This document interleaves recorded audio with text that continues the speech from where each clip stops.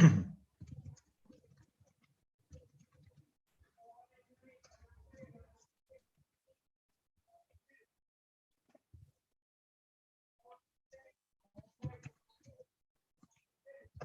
good morning, everyone.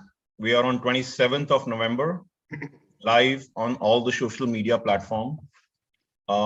Today, we have a very, very important topic. The country is getting concerned, the world is getting concerned with the new variant of virus. We all are not aware what's happening. So this session, we would just like to highlight what's going on in the world. The topic is COVID-19, the new variant, B.1.1.529. And today we have to talk about this topic, one of the eminent speakers and a doctor from India, Dr. Shashank Joshi. He's a consultant and endocrinologist, physician at Lilavati Hospital. He's also a member of COVID Task Force. He's also the past dean for Indian College of Physicians and a past president of Association of Physicians of India, apart from several medical societies. He has published more than 800 research papers and actively been involved in COVID research-based work out of India. Over to you, Dr. Shashank Joshi. Thank you so much, Saurabh, and thank you, CMAAO. This is a very novel and new topic. I don't profess to be an expert in this area, but I have picked up what COGs were available from the last 48 hours. At the onset, I want to thank all our healthcare professionals from South Africa and African region. I think we must congratulate and compliment them for such high throughput genome sequencing as well as data transparency. And we congratulate them for getting out this, unlike the Delta strain, which was prolonged and had its own challenges. We saw that this new variant of concern had a lot of high science which emerged from it. So let me quickly say that as we talk, yesterday late night, WHO has labeled it as a new variant of concern. It is called as Omicron. And originally the variant was called as B.1.1.529. So let us look at some storytelling about it. And really the sequencing platform came from Tulio de Oliveira's group from South Africa. And he's the director of the KwaZulu-Natal Research and Innovation Sequencing platform. And these are his own words. This variant did surprise us. It's a big jump in evolution, many more mutations than we expected, because this new strain has more than 50 mutations. And especially after a very severe third wave of Delta. So you know that South Africa was having a Delta wave. So this so-called B.1.1.529 variant has a very unusual constellation of mutations with more than 30 mutations in the spike protein alone. And the ACE2 receptor, the protein which helps to create the entry point for the coronavirus to infect the human cells, that itself has 10 mutations. So overall, around 50 plus mutations have been identified in this new variant. Compared to that, the beta variant from South Africa had 3 mutations. It was called as a triple mutant, and the Delta variant had 2 mutants. But the focus is not really South Africa. The global spotlight started from Hong Kong. And a case was found in Hong Kong, 36-year-old man who had a negative PCR test before flying to Hong Kong to South Africa, where he stayed from 22nd October to 11th November. He tested negative on his return to Hong Kong, but tested positive on 13th of November while in quarantine. And that led to this whole journey of teams from Hong Kong, which have very good experience in SARS-1 and SARS-CoV-2. They have very good science-based researchers from there to South African colleagues, and they were able to put this on spotlight. So clearly, what are these variants of concern? And we all know the beta lineage came from South Africa, which was 1.351, and now it is 529. And that came from South Africa. It came in September 2020. It was more transmissible. It had an impact on immunity. It had an impact on severity. It had an impact on community transmission. So that was the beta variant which came from South Africa, almost at the same time when alpha was discovered in UK. So South African genome scientists were right at the top from day one as far as genomic sequencing were concerned, and we congratulate them. And that time the beta strain had spike mutations of interest K417N, E484K, N501Y, D614G, A704V. The gamma P1, which came from Brazil, came in December 2020. It also had a high impact on transmissibility. It had an impact on immunity and severity, and it had an impact on community transmission. So that's completely these two strains. The data is very clear cut and was available as we talk. And then came the Delta. The Delta probably originated in November or December 2020 in India. It was the B.1.617.2. Delta still is the global dominant strain. Whether you go to Europe, whether you go to US, whether you go to Asia, the most dominant strain on planet Earth today is Delta.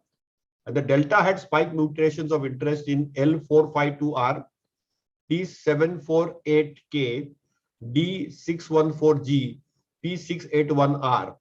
And it clearly was more transmissible, clearly had an impact on immunity as well as an impact on severity. And as I said, in transmission terms and in transmissibility, currently it is the most dominant strain. It is the first threat to Delta which has occurred 2 days back and probably occurred this month, and which is the so-called Omicron. Now we know that is B.1.1.529. WHO has rechristened this as Omicron. South Africa and Botswana are the first 2 countries to do that, and we'll talk about the Botswana patient also. There are more than 50 spike and various other mutations of interest, which I will dive and dwell deep in my last slide.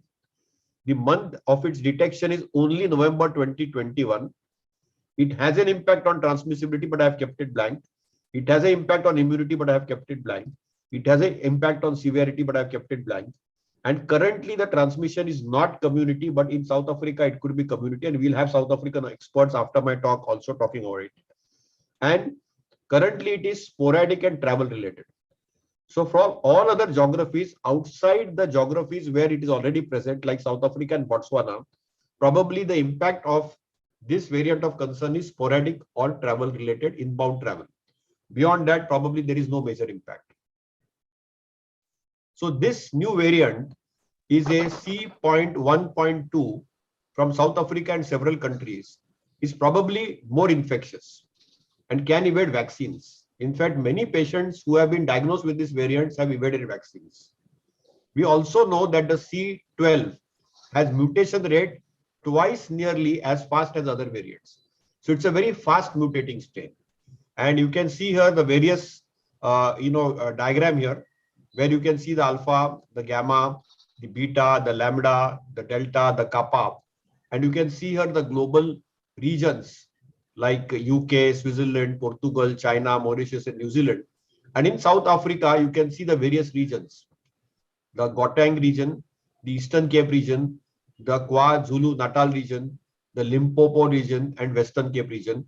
And it is from the Gauteng province where the transmission was very fast. And you can see on the right-hand side of the slide that this is where the real mutations occurred. And that is what can be highlighted here. And I don't want to go into details of the spike mutations. I will go in the last slides. But you can see here whether it is the cleavage site, whether it is the N-terminal domain site, whether it is the receptor binding domain site. At each stage, you are seeing mutations. On the spike proteins, whether it is RBD or NTD, we are seeing 52 mutations. On the cleavage furin S1, S2 site, we are seeing some cluster mutations. So at every stage, we are seeing mutations in this new Omicron. So this variant, which has believed to be, and we don't know the full proof, it could now have originated elsewhere also from South Africa on November 24th, according to WHO, has probably brought a fresh surge of infections in South Africa. And as I said, the WHO first knew about this when a specimen was collected on November 9th. We also know now travelers to Belgium, Hong Kong, and Israel, as well as Southern Africa, have been impacted with Omicron. So that's something which we know. that Belgium has it, Hong Kong has it, and a Malawian traveler in Israel also has been infected with it. So what was the red alert? And as I said in the beginning only, that we must compliment and congratulate the South African National Health Laboratory Service. You can see here the story of South Africa.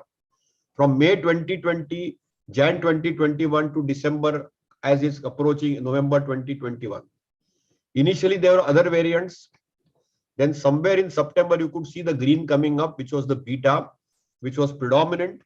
And as the May, June, July approached, you can see the green is becoming smaller and smaller. There was a little alpha lineage there, but delta started dominating South Africa. So you can see that completely the beta of South Africa was overtaken by delta between the months of May, June, July, August, September, October, and November. The delta dominance, and delta is still, as I said, the most dominant strain. But suddenly see what's happening in the last 2 weeks. Why people have had a global panic in this pandemic time is because in the last 2 weeks, you can see a red blot.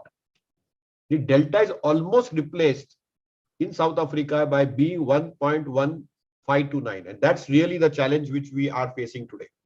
So this figure, I'm illustrating it better here, which is actually from the South African National Health Service, that the beta was replaced by delta, and the delta is totally replaced by the Omicron. So this is what happened. You can see here that the various colors are illustrated here, and I'm sure you have seen this again from the date wise, that you can see the green here, which is the beta of the South African strain. Then you can see the gray here, which is the alpha, which is very small. And then came the red, which was delta. So delta was the dominant virus. And suddenly from nowhere, you saw a little spurt, which started occurring in May of C.1.2. And suddenly we are seeing the B.1.1.529, which has totally overtaken all the lineages, whether it is the C.1.2, the delta, the alpha, the beta. Now the dominant strain is the Omicron. And this is what is the weekly test positivity rate from South Africa. You can see here very clearly, and this is from a Twitter tweet of Dr. Ridwan Suleiman from South Africa. And you can see the test positivity rate, which has gone up to 33%, which is pretty high. And this was the genomic sequences which were identified, and these are the mutations. You can see here the mutations on the spike protein, on the receptor binding domain, on the N-terminal domain, and the NTD, which is here, the RBD, the RBM, the S1, S2. You can see a lot of lineages. So what do we know about this variant? Well, probably from a Botswanian sample in Africa, they found that there were 30 changes in the spike protein. And they were able to find out that these were significant. However, scientists are still studying whether the variant and its effects will have more severe disease. So that is an unknown. Okay, whether some infected people display no symptoms, because a lot of doctors in South Africa said that some of this is asymptomatic. Many of the patients, like all the 4 patients from Botswana, had taken 2 Pfizer shots. And despite of that, they got an asymptomatic disease. So yesterday night, you can see that WHO came out with a statement that Omicron is a variant of concern. And the technical advisory group said that it clearly has the combinations of mutations of altered behavior of the virus. And because there is an important thing in detection, this variant can be detected by normal qPCR. So it is not difficult to pick up this strain due to deletion of the spike protein position 6970, like alpha. It will make it easy for the world to track it. So there is no cause of concern from a diagnostic standpoint, because the normal qPCR, which is there across the world, can easily pick it up, because there is a deletion in the spike protein 1670, 6970. And 90% of patients which are in Gauteng province, at least 1,000 a day, are this variant due to the qPCR proxy testing. So obviously that's where the red flag has come up. And this is what I was alluding to, the H gene dropout percentage of cases. because they have a very high viral load. The CT values are 18 and 19 in most of them. Here you can see the CT value less than 30 for ORF or N gene, and the red bars are the numbers of tests reporting the presence of SARS-CoV-2 from a tag path assay, and the solid blue lines are moving to the median H gene dropout. So you can see here very clearly that you can see a dramatically increasing trend, which has been seen from the province of the Gauteng region from South Africa. So what makes this more dangerous? Well, the early evidence suggests that there is increased risk of reinfection compared to the other highly transmissible variants, according to WHO. So the reason WHO declared it as a VOC is because this can get reinfected despite of natural immunity or acquired immunity with vaccination. So it's a very highly transmissible variant and it is at risk for reinfection. This means people who have contracted COVID and recovered could be subjects of catching it again. And that is the main reason a global panic erupted. Saurabh very nicely said that in the financial world, there was like a topsy-turvy. You can see some stock markets crashing down. This new variant possibly is 500% more competitively infectious. And that's the most staggering statistics. The reason people are worried is because of this simple statistic that it is a competitively infectious. And initially people thought that Omicron will be named as NU, and it is more than 2 times number of bad spike mutations than Delta. Delta had only 2 mutations, double mutant. Beta was a triple mutant, but this has 2 times more number of bad spike mutations than the Delta strain. So what is this virus? How is it different from other? And why is that 500% advantage which I'm talking? This new strain, Omicron, has a viral competitive advantage. And the new is actually Omicron. And you can see it is 500-fold more. You can see the yellow is 30% advantage. Delta is 70% advantage. And you can clearly see a shift to the left of almost 500% viral competitive advantage. And that is what has made this virus more deleterious. And this is reflected in this graph. So whatever we are seeing in the genomic strains of having the competitive infections, this clearly you can see in 2 weeks, in a span of 2 weeks. Okay, in a span of 2 weeks, you can see the beta was replaced by Delta, and Delta is fully replaced by the Omicron. And this is the rapid spread.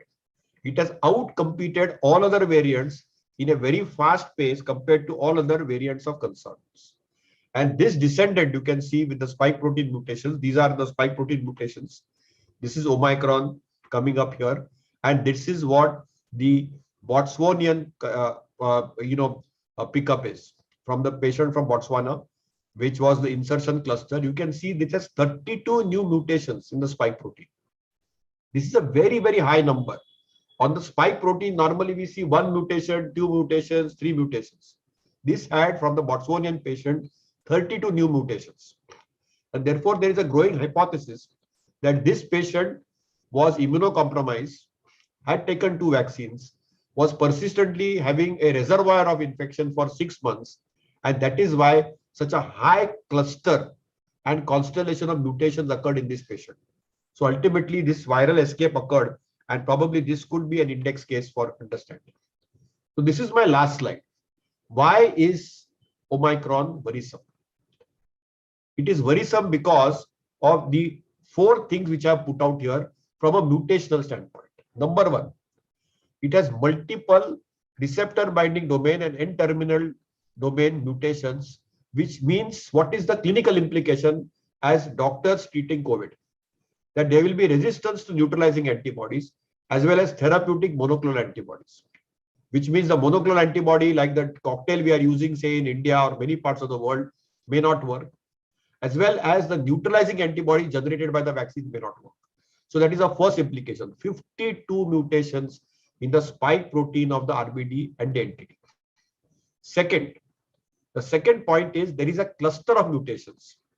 And I would like you to notice the H655Y, N69K, P681H, adjacent to the S1, S2 furin cleavage site, which means the cell entry is going to be more fast, more efficient. So the transmissibility is enhanced. That is the second point. So number one, resistance to neutralizing antibodies. Number two, more efficient cell entry and enhanced transmissibility. Number three, NSP6 deletion, delta 105, 107. This is a similar deletion which was seen in alpha, beta, gamma, and lambda. But why is it important? Because it evades innate immunity. Normally, we know our body makes interferons and clears the virus. Whether I am having common cold or any viral infection, our body makes interferons and eliminates it. While when you get an NSP6 deletion, there is evasion of innate immunity, which means the interferon made by our own body, by the host to remove the virus, is antagonized. Again, that will lead to enhanced transmission. And the last point is it could be more infective and more virulent. And that is because of the R203K and G204R mutations on the nucleocapsid. So whether it is a nucleocapsid, whether it is the NSP6 deletion, whether it's a cluster mutation on the S1, S2 furin cleavage, or whether it is the multiple RBD, NTD mutations, that will lead to increased infectivity. So the Omicron is having increased infectivity. It is having enhanced transmissibility with interferon antagonism and evasion of innate immunity, enhanced transmissibility with more efficient cell entry, and resistance to neutralizing antibodies and therapeutic monoclonal antibodies. And that is what is making this strain very, very unique and peculiar. And we only pray and hope that we are able to contain this new strain, because currently the dominant global strain is Delta. The good news from Japan is Delta got auto-destroyed there and virtually got self-destructed there. As the good news from Japan was coming in, we could see that the second wave of Delta is almost on the wane. Genomic sequencing from India was showing that the derivatives of Delta, the grandchildren of Delta, are not as infectious as the original virus. Now we have a new strain which can completely replace Delta and might have sinister implications from a mutation standpoint. I think I'll stop here and I'll be more than happy if there are questions and answers. I'm sure that we will have colleagues from South Africa which will be able to give us some first-hand information. What I have collated is what is available in public domain on Twitter, on various other social media platforms. And I'm sure Dr. Angelique, which is with us, she'll be able to give us some details. I would definitely ask Dr. Angelique Cortez to please tell us what's really happening in South Africa. And again, on behalf of all of us across the world, we want to congratulate scientists, medical doctors, and healthcare workers from South Africa for being so transparent and telling the world that there could be a potential threatening new variant like Omicron, which may replace Delta. Thank you. Thank you, Dr. Joshi. It was a wonderful explanation about the topic, very well explained, confined. I would request you to kindly close the slide so that we can see the screen. Yes, we have, before we can invite the questions from the floor, I would write Angelica from South Africa Medical Association and Dr. Akhtar Hussain to give some inputs to us. Good morning, and thank you, Dr. Joshi, for your presentation. Interesting, we started to see the virus last week. It was just by sheer luck that we started to test again, as we haven't really seen in Gauteng. Any case, very, very, very few cases. And I am in the Pretoria area, which is the epicenter of this. And so what we see clinically, and for now, maybe 2 weeks from now on, the picture will change, but clinically, it's very similar to beta. Patients are only complaining of a very sore body with tiredness, not really having a cough or a terrible running nose type of thing. It's very, very, very mild symptoms. So far, none of the people that we have seen has got any oxygen problems. They're very mild. We have, as normally seen in the beginning of any wave, detect this mostly with the 40 years and younger, but different than the previous times we have started. Well, maybe the previous times we didn't test the children that much, but now we are starting to test the children. And so we have seen it in children. easy to manage. None of these patients has been needed to be admitted. They could have been easily treated so far at home, and I have already follow up some of them for after 7 days, and none of them were any worse. Most of them are telling me that after we make the diagnosis, about 2 to 3 days afterwards, the symptoms disappear. None of them had any smell or loss of taste at this stage, and our ICUs, there's no significant increase, but again, it's very, very early days.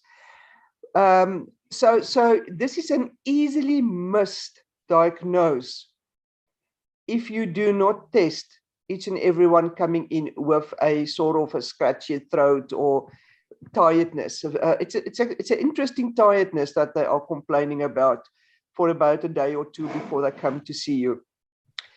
What is, however, of concern is that we have seen that most of the, well, not most, we have, me, myself personally, and this is the same experience of some of the other doctors as well, that they have been vaccinated with Pfizer, and we're now starting to trace when was the last time. So it seems that most of them who had been vaccinated roundabout with their last shot in August are now might be at risk for getting infected. So what we also can say, it is transmissible. It's highly transmissible. It looks like that, but it's not as at this stage very virulent. It is very, very mild. It's very similar to beta symptoms that we have seen in South Africa. So difficult to say what's going to happen in 2 weeks from now on, but so far, it's nearly a question of why is all this hype? Why have they put us on a red list? It's not really something that is having a huge impact on the surgeries at this stage, as I've said, or on our hospitals. So I hope this gives you a bit of a better background, but clinically, not very sick, really not at all at this stage. Thanks. So you want to add something on it? Dr. Akhtar? Dr. Akhtar? I think he's there. Okay, meanwhile, he comes and add his inputs. Let's open the question answers for the floor. And Dr. Joshi, the first question which has come up is the vaccine, obviously with the new variant. Do we have any information how the vaccine will be reacting for the new variant? Is that something which is there? So two things. One is that all the patients in Hong Kong, Botswana, and what Madam Angelique just said, had got the vaccine, and most of them had mild disease. So vaccines clearly will not prevent COVID or prevent the infection from this new strain Omicron, but probably will ensure that the disease is mild. But it is too early to say. Only time will tell whether there will be a significant immune response and there will be a significant outlier community which will rapidly deteriorate, will need a ventilator or die. Currently, there is no mortality reported in the clinical literature, but Madam might give us more illustration if people have died. As I said, we are only in the second week, and it is too premature to make any comments, and which is why we should not generate. See, whatever we see in genomics, we need strong clinical correlate. So what is reassuring from Dr. Angelique Coet's talk is that in the vaccinated population, the likelihood is that you will get sore throat, scratchy throat, and a peculiar fatigue or tiredness, and probably mild disease, which probably will get mitigated. But predominantly it is a vaccinated group which is getting a breakthrough. So I think vaccinations still have a role. They will always have a role. Remember, all these vaccines are early generation vaccines which are injectable. What would really be the game changers will be the nasal vaccines, which will be sterilizing vaccines. and probably may interrupt all these strains. Currently, of course, the strongest vaccine which can prevent any transmission of any strain is, of course, a double mask. Dr. Joshi, just a comment. We've in about 10 months, we've vaccinated 6 billion people across the world and erected a wall against the virus. And Delta has found a way through the weakness in the wall. And seems to be very successful at it globally. But do you see that this new Omicron can actually be strong enough to or outperform Delta and push Delta aside as what Delta has done to the other variants? I mean, do you see that happening? I know in your slides you mentioned a lot of increased transmissibility and so on, but or is it still too early to say? Thank you. So I think, Dr. Chong, that's a very good question. From South Africa, the data is very clear-cut. It has replaced Delta totally. In fact, it is behaving like a more sinister version of Beta if we go by Dr. Angelik's version. So the symptoms are like Beta, but it has clearly replaced Delta. In fact, the reason WHO and the global panic started is only because of that. This is the only current variant of concern which can outperform Delta. And it can replace Delta. So the Delta dominance seems to be over, but currently it is restricted to South Africa. So our job is to restrict it there and contain it there. The likelihood of that happening is low because we are in global travel. However, we may screen, all our RT-PCRs are only having a sensitivity of 70-80%. So 20 to 30% cases, you can still be negative. That's exactly what happened to the traveler who went to Hong Kong and back. You could see that the traveler who had gone to South Africa and went back to Hong Kong clearly was negative tested, but tested positive after a few days. So that is something which we have to do.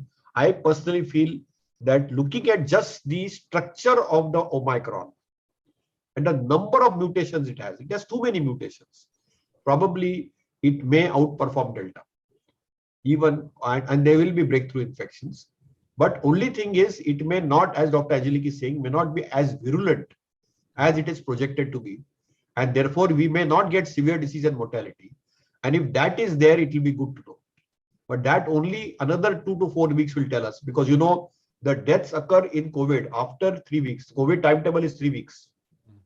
So I think we will have to wait at least for a month before we will know the clinical outcome verdict. Right now, we know the genomic outcomes, then the virological outcomes, then the early 2 weeks data, which Dr. Angelik said is mild, but only after another 2 weeks, we'll know if they get hypoxia and deteriorate, if they die, then we will have the data. So I think we'll have to wait mid-December. And by Christmas, we'll have a clear idea where we are going. But yes, it is the only potential current VOC which can outperform Delta. But probably now that we are wiser, we will restrict everything and probably might able to micro contain it. Thank you, Dr. Joshi. Always very clear.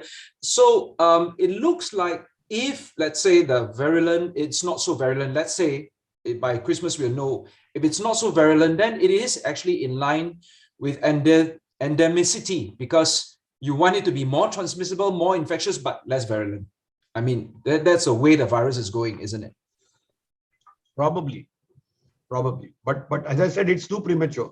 Yep. Because we don't know. And as I said, this is in a vaccinated population. If the virus enters an unvaccinated cohort or an immunocompromised cohort or a comorbid elderly cohort, then, and if the outcomes are very serious and deleterious, the numbers are too small, but we'll get that data soon. Thank you, Dr. Joshi. Can I have a question from Dr. Wong Kong? He's raised. Yeah, hello everybody. Want to introduce some optimism. I'm thinking, is this cowpox? So is this the solution to the pandemic? I mean, if it's not virulent, then all we need to do is protect the immunocompromised, and it wipes out all the other variants and immunizes everybody, with a mild illness. Yeah. I think that's a very good thought, and it could be possible. Protect the moderate to severely immunocompromised people and look at the positive part of it. I think Dr. Wong, I think that's a very good thought and suggestion. Let's hope and pray that this is what happens in the eventuality. But I think this also gets back us to people that we need to ensure that a large population of Africa has not been vaccinated. And as Dr. Chong very rightly said, that we have vaccinated 6 billion people, but the 1 billion, and a lot of that is in Africa. And even healthcare workers in Africa, I'm only told 1 in 4 have got vaccinated. I think we must ensure that rather than chasing boosters, it is the unvaccinated population which we need to vaccinate first and get them the vaccines as early as possible. See, the booster is only transient.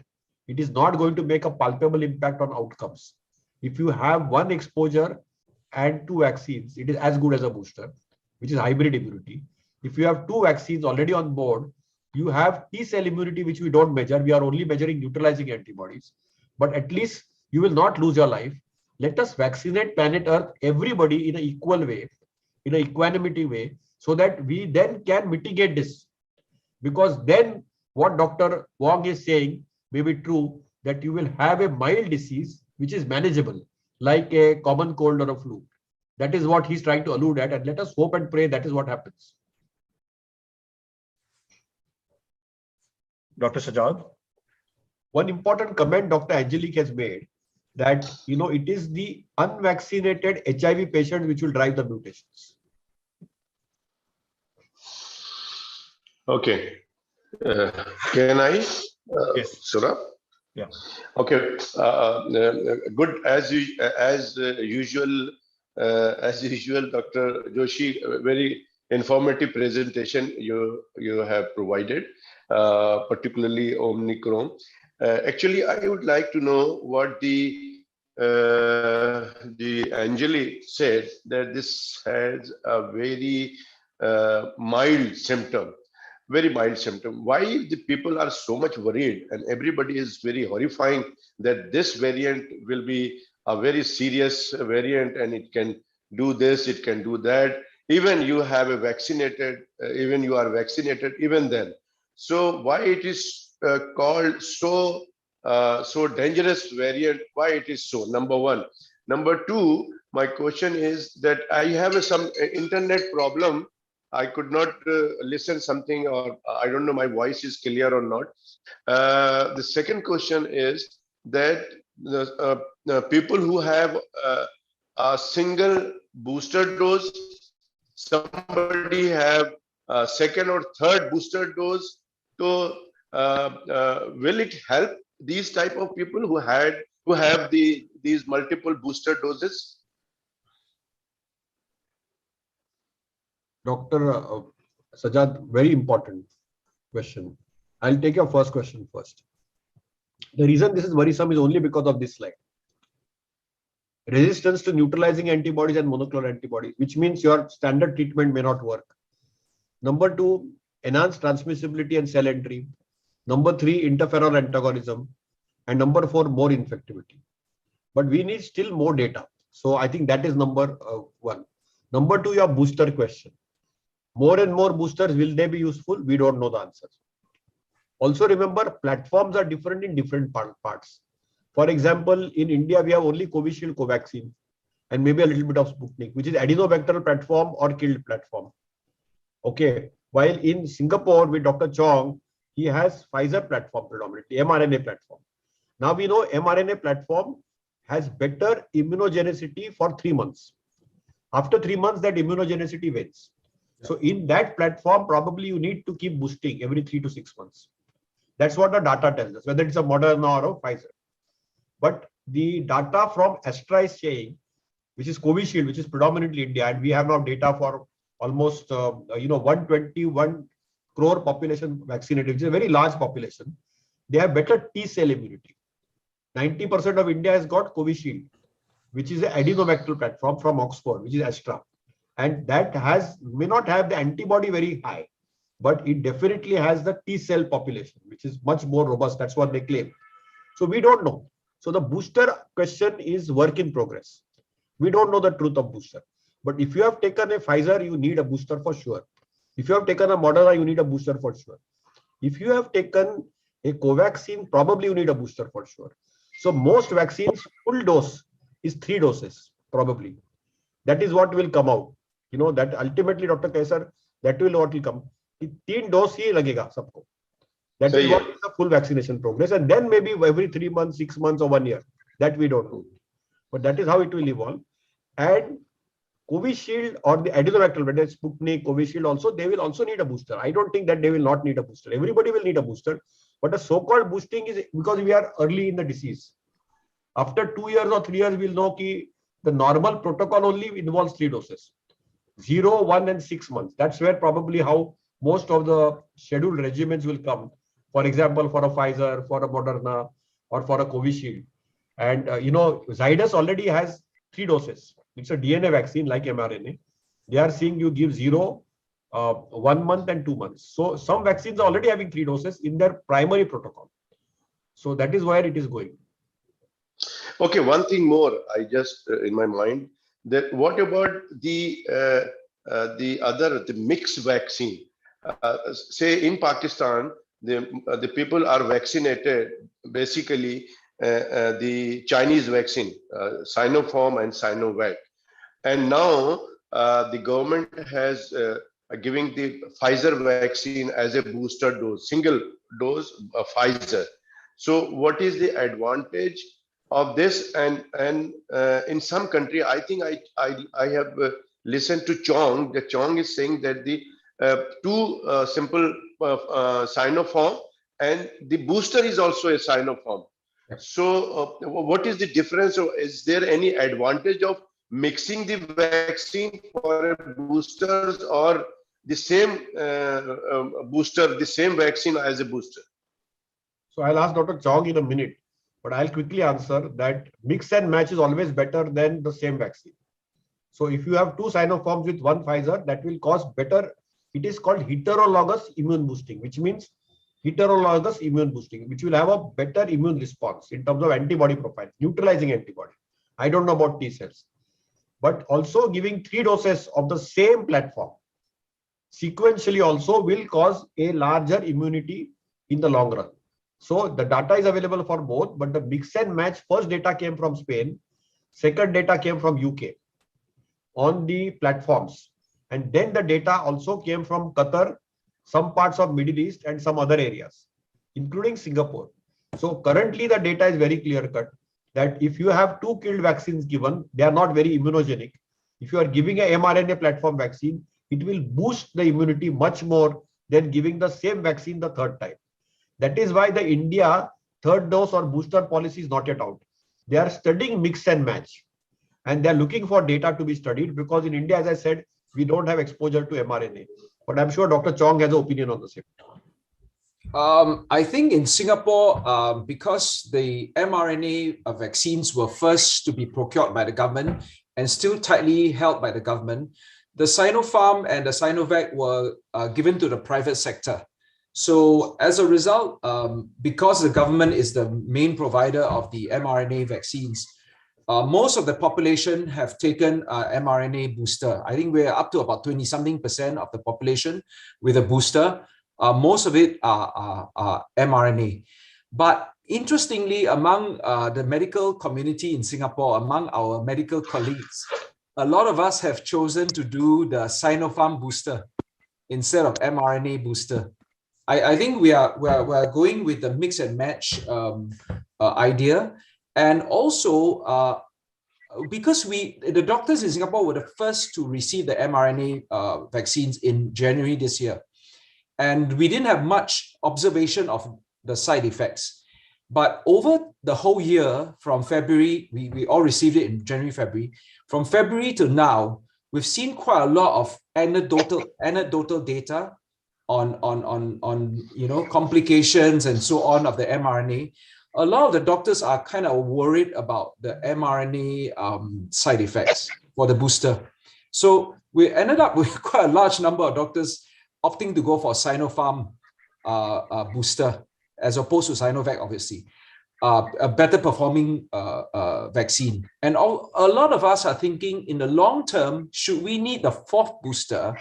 We will be quite comfortable with the fact that we will be doing let's say a 6-monthly inactivated viral vaccine booster, like a flu shot. So that's probably a lot of where we are going with this. Like I said, a lot of mix and match data is not really, it's just scrappy globally here and there. I think there's no big studies on mix and match yet. And obviously not, right? Because there are big pharma interests, government interests, and so on at play. So I think the mix and match is still not really, the data is not forthcoming at the moment. I hope that answers your question. Okay, Dr. Chong, can you say what is the situation among the healthcare workers? Are they still infecting with the corona, or they are safe with the corona? The healthcare workers, particularly the doctors. I think so far, our situation in Singapore among the healthcare workers is pretty good. We were vaccinated first, among the whole population. We were the first to receive the Pfizer vaccines. And so I think among the healthcare, the general consensus is that the infrastructure, the protection, the PPE, and so on has been very, very adequate for our healthcare sector. So we never really had huge problems. And I think the number of physician deaths in Singapore, I think so far, as I can only, my colleagues, a lot of them are here, they may correct me if I'm wrong. I think it's one doctor who perished so far. And he did not take the only one. Oh, very good. Yeah, very good. just one physician death so far. That's what I can recall. Oh, very good. Yeah. Thank you very much, Chong and Thank you. Dr. Joshi. Thank you. Is Dr. Akhtar around? Is he around to give us some comments of what's happening in South Africa? No, he's left, I think. I'll just talk to him on the message. I'll invite him again. Okay, So, lovely. any other member over here has any questions related to the Dr. Pillai here, India. It was a very good presentation, particularly with the whatever information is available. It has been excellently conveyed to us. But this Omicron, the new variant, definitely is a threat. There's no doubt about it, because when you consider other variants, here the number of mutations are very high. Almost 50 mutations are there, and 30 is involving the spike protein itself, which is very, very significant. So when the spike protein mutations are there, then the transmissibility of the infection definitely will be much higher. And within 2 days, we have more information that more countries, they have been able to detect. Initially, South Africa, it has been 100 cases, which was reported. But now even Israel, Hong Kong, Belgium, Botswana, all these countries, within a day or two, we get reports that more and more people get infected. So as has been suggested, I feel that the immunization has to go on. How far immunization will protect people as far as this mutation is concerned is a big question mark, which time only will say. But still, the process of immunization definitely has to be completed. India, of course, we are in a safe zone, because the second wave still has come down and number are definitely much less. And immunization, even a double dose, almost 40% only has got it, but then maybe subclinical infection involving more people may be giving us a better sort of protection. And the process of immunization definitely is going on. In India, no new variant the consortium has reported as far as India is concerned. But this definitely is a threat, although this has been first isolated from people who are immunocompromised, particularly those who have HIV/AIDS and also those who did not have vaccination. So, but then once a variant comes in, irrespective from what population, then that variant can affect even those who have been immunized. The booster dose, definitely, debate still goes on, as Joshi has correctly said.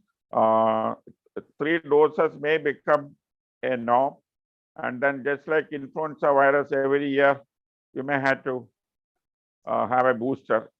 But then India is not thinking of the booster now, because let us complete the second dose with for all the eligible population, and that is what we are targeting at.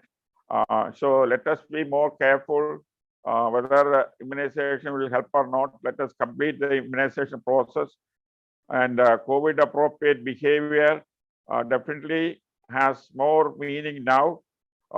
Wearing of the mask, that too properly, hand washing, sanitation, and social distancing, all has become center stage priorities. So let us concentrate more on those, and also on completing the immunization process. Thank you.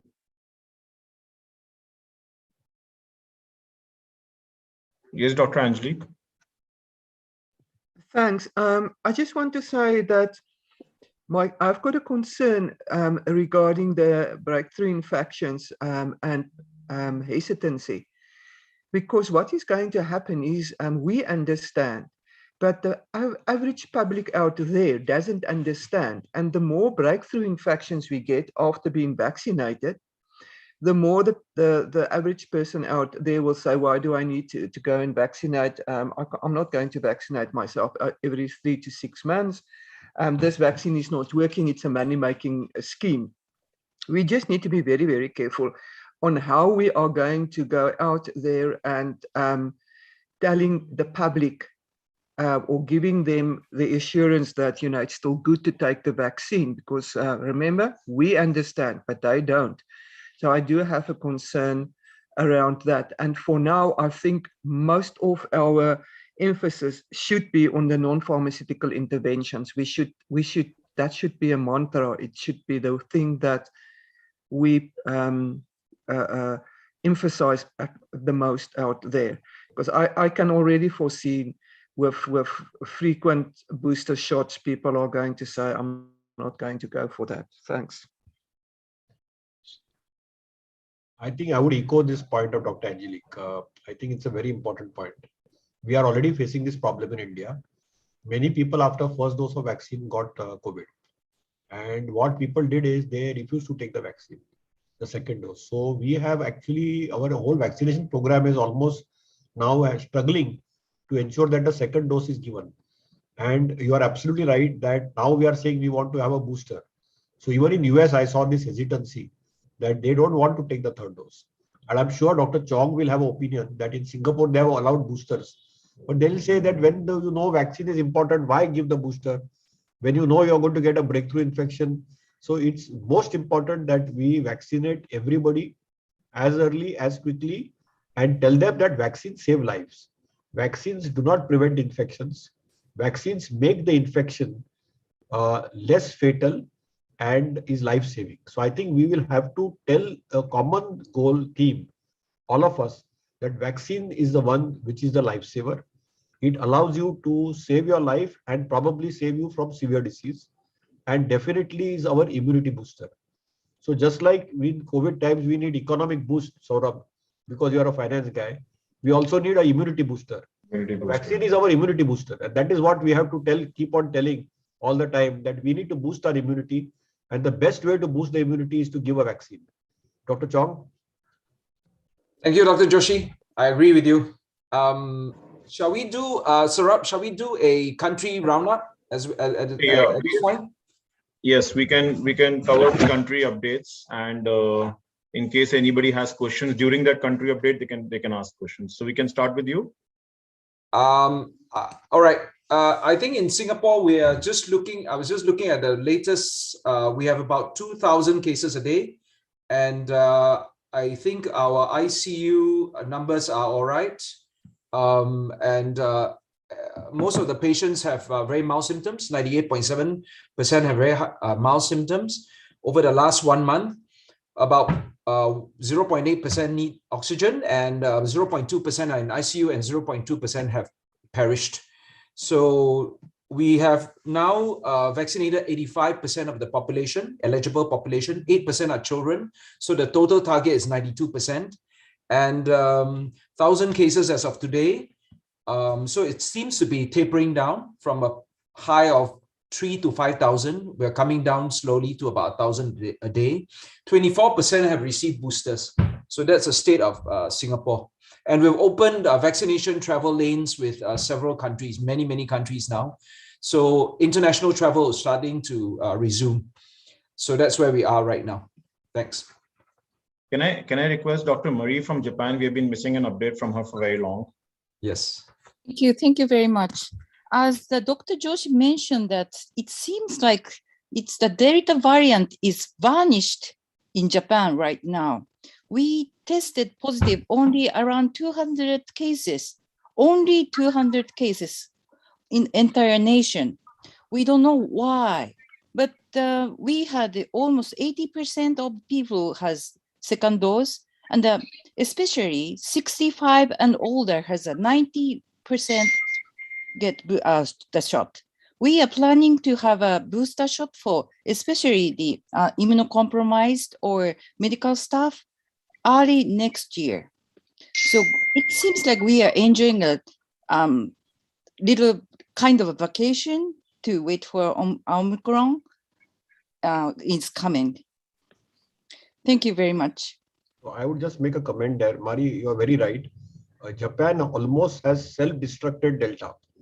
And there was a news article which we read that in Japan, there has been the Delta has the derivatives of Delta. The genomic sequence from the Japanese authorities have shown that the derivatives of Delta are less virulent, less transmissible. That is probably one of the reasons you have been able to do a very good this thing. And also, I think you have to be congratulated because your vaccine coverage has been very high. Thank you very much. So, Dr. Joshi, would you say that the local Delta variants in Japan have kind of become less virulent, less transmissible? Is that what you're saying? That's correct. I'll send you a paper also on the group. I'll put it that Delta has almost self-destructed itself. It has also almost like there have been errors in the proofreading, so the transmission has come to a halt. So it's a mutation within mutation. And that's what is happening also in some parts of India. For example, in New Delhi, where Saurabh is, there is virtually no Delta now. They don't even report more than 50 cases. So just like in Kerala, Dr. Marthan Pillai, or in Maharashtra, we still are seeing the virus. But in North India, there is virtually no virus there, just like Japan. So also it appears that there is a vacation time, as Dr. Mary has very nicely said.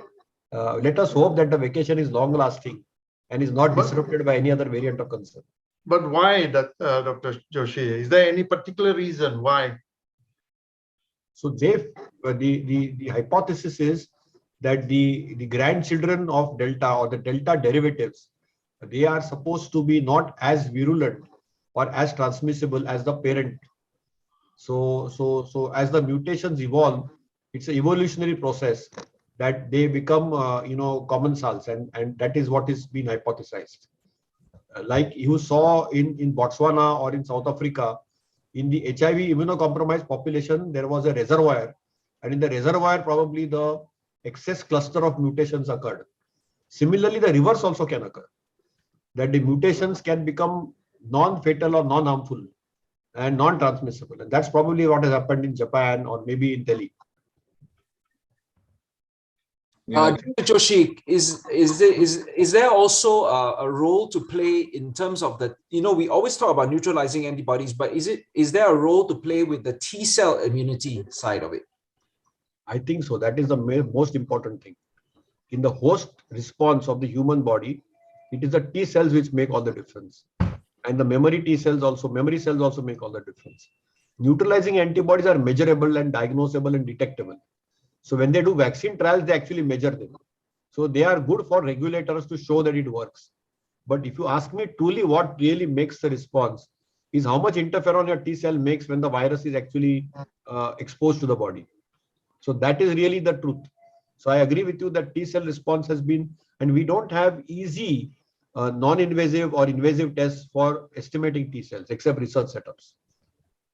I always remember an interesting piece of data when I was reading about CAR T cell, you know, the new therapies for cancer. That is, one activated CAR T cell can eliminate up to 20 to 30 million cancer cells. I always remember that statistic. So I think T cells are actually probably a very, very important, a part which we have not been able to measure in our fight against COVID.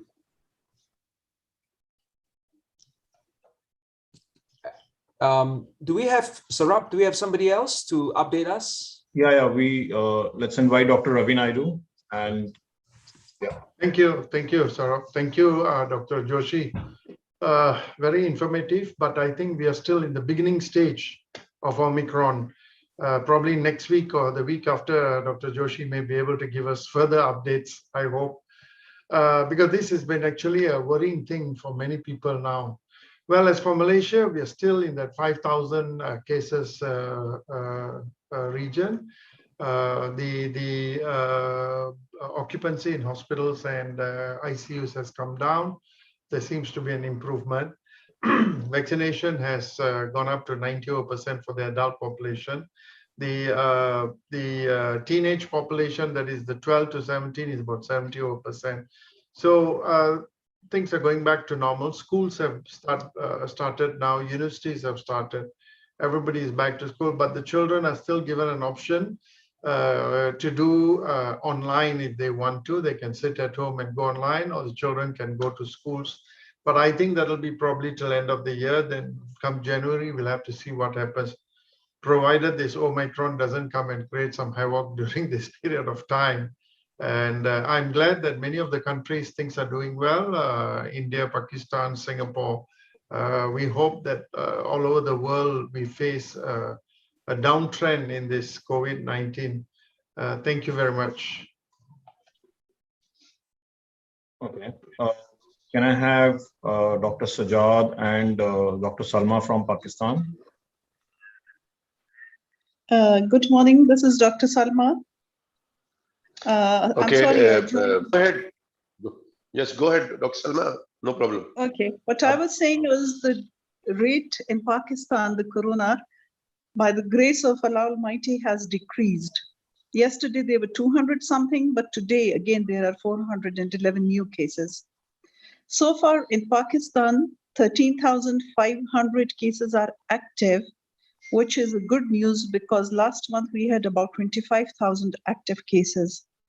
And the deceased so far in Pakistan is 28,704. So far we've been good, but this new variant is cause of concern for us, and I've missed the first part of the session. So if somebody could brief me generally what we should do about it. What I wanted to say was in Pakistan, 35% population has been fully vaccinated, that is with 2 doses, and 22% have had 1 dose, which I think is good for a developing country like us. Thank you. I give it to Dr. Kesser to add his part. No, thank you very much, Dr. Salma. You are very rightly explained the situation of Pakistan. I would just would like to know from Dr. Russell. I think he's here from Australia. I have just heard last night that Australia imposed 10 days lockdown all their cities. Is it true or is it true? Then why they are doing that, Dr. Russell? Sajad, no, there is no lockdown here. I don't know who told you that there was. There is no lockdown. What they've just brought out is joined with, along with the Europe and Canada and USA, with the stopping of the flights from Africa, from the 8 countries or 9 countries from Southern Africa. That's what has come. Okay. There was a lockdown in one part of Northern Territory where a lot of indigenous people, Catherine, where they had an outbreak. Okay, now there's a reason the indigenous or the Aboriginal Australian population has not got a good. They haven't taken a lot of vaccine. Okay, so they were. It somehow it escaped. Someone went in and into it's remote. Catherine is in Northern Territory, so they had put a lockdown there in that area. And I think that's very much under control. But otherwise, there's no lockdown. Fortunately, you remember that Chong will know that Melbourne is the most lockdown city, holding the record of 264 days. So we don't want to hear that also again. But now this is, and of course, we have a big worry about this new, because at the moment, there are 20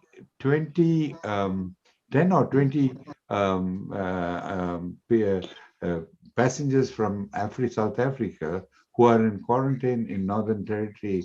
And out of that, I think a couple of them are positive, but they have not yet been able to, they have not done the identifying whether this has got the new vaccine, the new variant. So that was today's, because they're in there is the quarantine center in Northern Territory. So there are some 20 or so passengers who are in quarantine, out of which a couple are positive, but they haven't been able to clarify whether that's just today. So we'll know, because so far it hasn't come to Australia, but they're just thinking about that. Otherwise, since you have brought me in, we are doing already. We've reached a 90%. Dr. Chong, everything in Melbourne, 90% of the population has had its vaccine crossed 90%. Hopefully, New South Wales, Sydney is around 95, and Canberra is 99%. So we are now one of the most vaccinated population in the world. Of course, the other parts are catching up. Western Australia is still in less than 70 or somewhere. But overall, that's been good. And the other important thing is we are still getting cases. But interestingly, this is for you to know that Victoria has been getting roughly 1,000 cases, predominantly from non-vaccinated people. But the other important thing is that we've had a drop in the hospitalization. Okay, even though we're having 1,000 a day or roughly around that, there's only 300 odd people in hospital and less than 40 in intensive care. So that means the vaccine is certainly helping in that way. Yeah. Thank you. Thank you very much. Thank you very much, Dr. Russell. Thank you. Thank you, Dr. Russell. I'll be headed to Melbourne next week to see my son. I know. That's why that's why I keep saying that. And of course, very good. Sajjad has got his son in Adelaide. They're doing well, but they just opened up 2 days ago. They were a COVID-free state, but they've just opened up last week. They finally opened to the non-COVID states. Okay, so they are geared up and waiting for it. So these guys have got one foot in Singapore and one foot in Australia. Dr. Russell, my son and my daughter-in-law is back in Karachi nowadays. Oh, I see. Okay. Very good. Dr. Chong went there and they came to us. Anyone else for a country update? I don't think I have Alvin here today. Do I have Alvin here today from Hong Kong?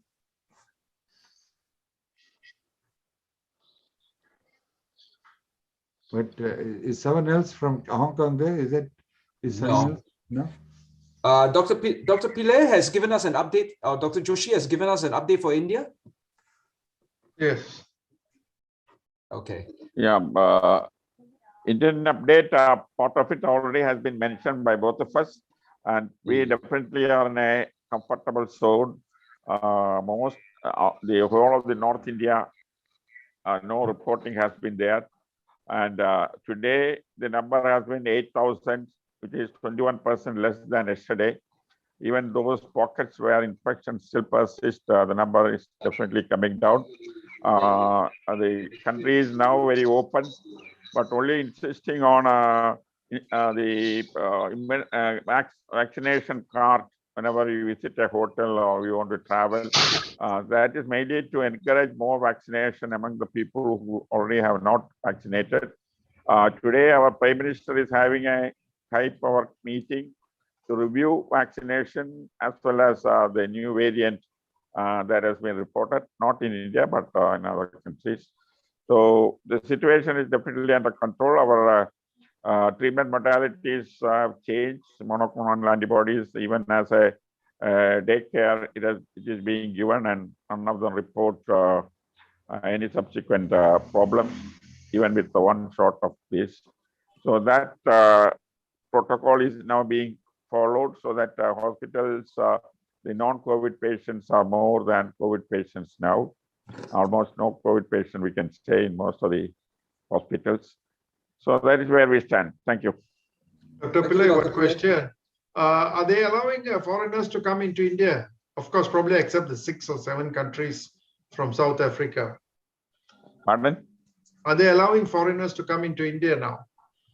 No, today we will be taking a decision at the national level. The change circumstances, the travel restrictions, how far it has to be implemented will be taken today, the decision. As of now, there is no restriction on foreigners to come into India, and provided they have the 2-dose vaccination certificate with them, and even the quarantine is not in existence now. Maybe today's meeting will decide the change circumstances. Yeah, I believe there's a high-level meeting today, and I think the Prime Minister will address the nation shortly. Dr. Joshi, do you have any update for us? Yes, so I think there will be, as Dr. Marthan Pillai said, that the inbound travel will have probably from those 14 geographies of concern, a possibility of a quarantine policy. I don't think any banning of flights or etc. something like that will happen, but there will be a more stricter quarantine policy, which is in consonance with the public health science. Okay, Dr. Joshi, there was a question of ivermectin in one of the chat groups, especially for Japan. But do you want to comment anything on ivermectin related current data on ivermectin has been poor. Okay, and not been very robust and reproducible. Okay, we've come to the end of our session, and maybe I'll just like some parting words from Dr. Joshi before we wrap up the session for today. I think we have to be more cautious and careful. This has put COVID back in the spotlight. People had stopped wearing masks, stopped doing the COVID appropriate behavior, and been little more complacent. So I see it as a wake-up call. I don't see it as a panic. I think we just need to be more vigilant, and we hope and pray that we are able to go out of the way to help our brothers from South Africa, brothers and sisters, as well as whole of Africa, and vaccinate every person on planet Earth. See, this is the wake-up call and a reminder to the whole world that COVID is a global problem in a global village. And till every human being on planet Earth is safe, we are not safe. And I think this is why this Omicron has rekindled that whole philosophy of equality, equanimity, and that it's still not over. Yes, it's likely to become endemic in some geographies of the world, but the pandemic is still around. And if we have a new strain lurking, as Dr. Angelica very nicely said, in an immunocompromised HIV-like host, if there is a persistent strain, you could still have birth of another strain. And that's what we want to avoid in the future. And I think we are in better space than what we were in 20 months back, because we have better diagnostics, better therapeutics, and better outcomes. And the good thing is that I hope and pray that the South African patients infected by the new strain have only mild disease, no deaths, and no severe disease. And their healthcare system is not overburdened with another wave. We also have Dr. Lee. Dr. Lee, would you like to comment anything before we close the session?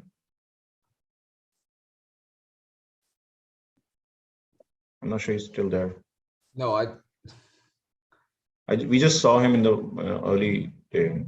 Yeah.